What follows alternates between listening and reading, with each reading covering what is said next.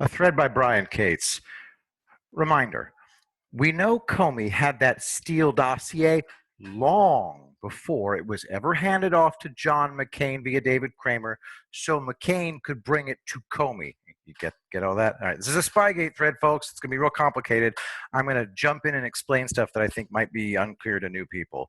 During the Alexei Gubarev defamation case against Christopher Steele, for naming him in the dossier. I think that's one of the Alpha Bank guys, but I'm not sure. Anyway, the Steele dossier names a whole bunch of people, and some people sued Christopher Steele for defamation because everything in the dossier is made up. Kramer, chief of staff for John McCain, talked about reporters he had never interacted with before, contacting him to see if McCain had given the dossier to Comey yet. Why was it so very important to get the dossier to the FBI via a Republican senator, McCain, when they'd already had it for months, okay? And media reporters are eagerly waiting for that handoff. Everybody with me so far?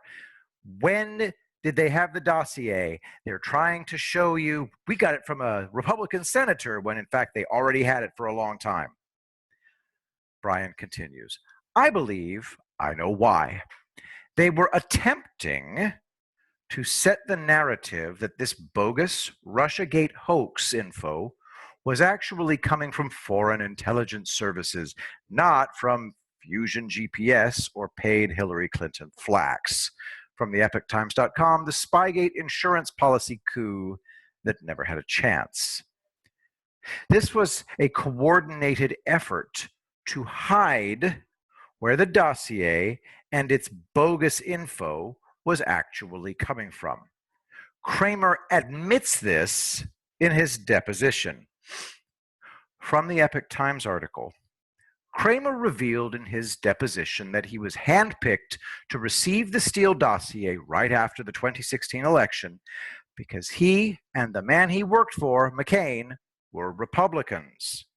Kramer relates that his impression was that he and McCain were picked by Fusion GPS to be the ones to pass the dossier publicly to the FBI so the FBI would be getting it from Republicans. Because if the federal agency got it directly from the paid Democratic political operatives at Fusion, it would look bad. He actually admits that on pages 95 and 96 of his deposition. Question, remember this is the guy who worked for McCain. Question, he wanted it to get to the FBI, correct? Kramer responds, yes. But he had also been in touch with the FBI before, and I think he felt that having Senator McCain provide it to the FBI would give it a little more oomph than it had had up until that point. Question, with all due respect for Senator McCain's illustrious career, and I mean that sincerely, is there a particular reason that Senator McCain was the person that they were focusing on, rather than, say, Senator Schumer or Senator Corker or somebody, any one particular person? Answer, I think they felt a senior Republican was better to be the recipient of this rather than a Democrat, because if it were a Democrat, I think that the view was that it would have been dismissed as a political attack. No kidding. Back to the thread, Brian continues. Why are they suddenly launching a new military-themed smear against President Trump? As an aside, in I think it's in the Atlantic, somebody reports that Trump says he doesn't want to visit military grave sites because the people who are dead are losers. It's transparently a lie. But it's just a smear. Trump doesn't like dead soldiers or some shit. Anyway, moving on. Because I think they caught wind, something related to this gambit involving having McCain bring the dossier to the FBI is dropping soon. This is why reporters Kramer had never met were calling him up about whether McCain had given the dossier to Comey yet. They had to wait to launch their prepared narrative until it happened. I discussed this in my follow-up column back in March of 2019 in The High Comedy of Spygate, theepictimes.com. Again, another wonderful column from Brian Cates. Here's Kramer testifying about reporters he'd never had contact with, calling him up to ask if McCain had given Comey the dossier yet. Mother Jones, The Guardian, ABC News, Washington Post all contacted him about if McCain had made the handoff yet. In a minute, you're going to see where I'm going with all this.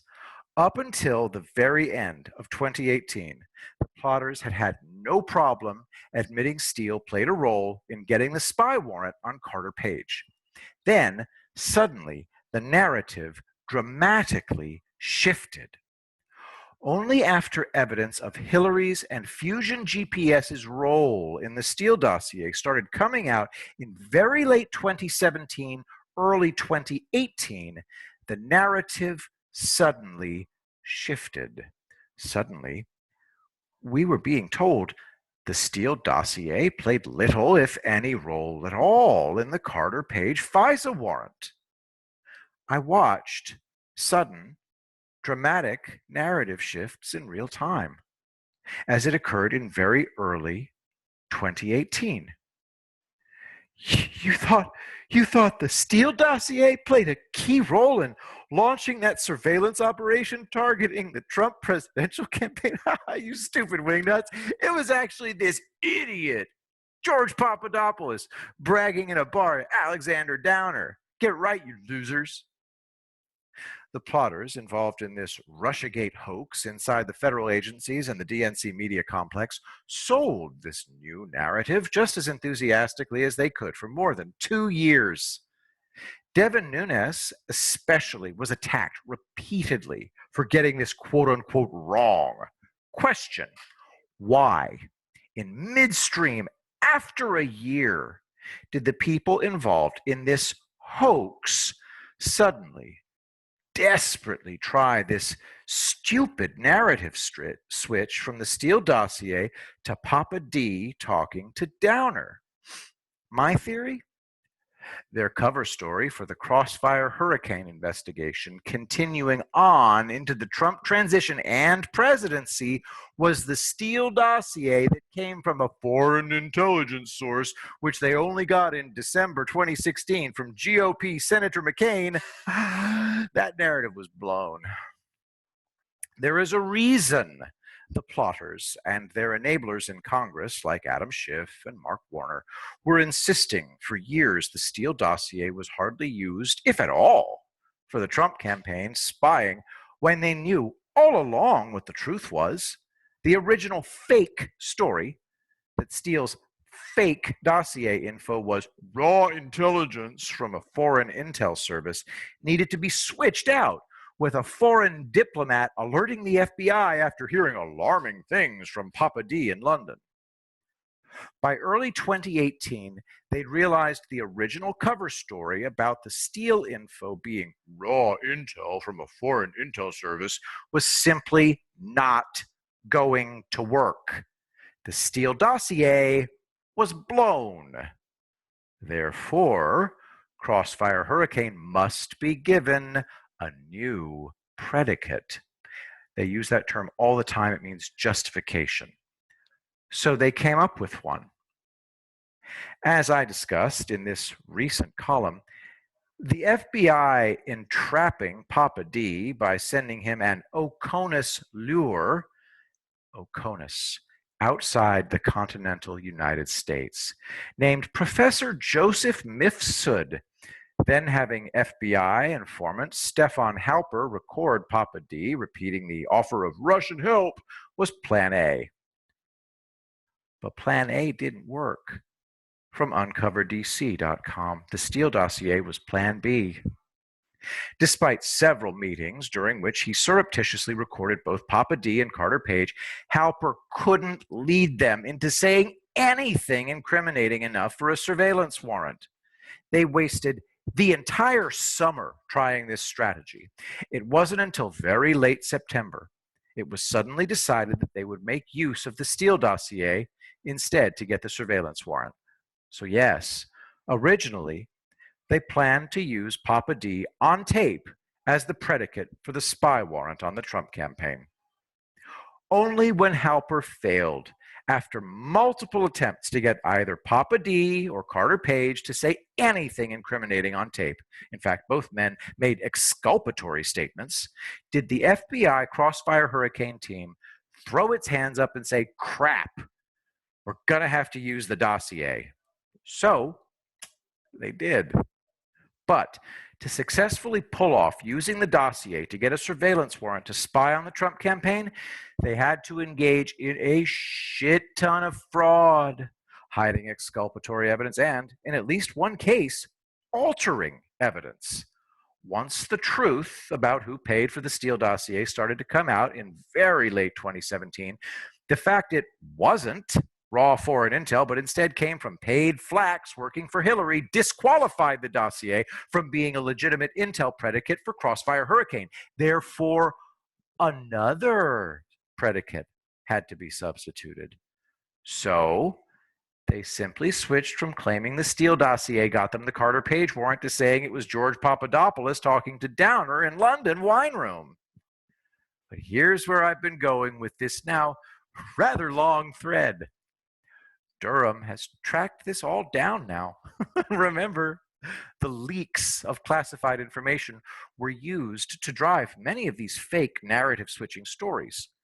Something is about to drop, and I think it has to be something involving the original cover story they attempted to float to hide the Steele dossier's true origins.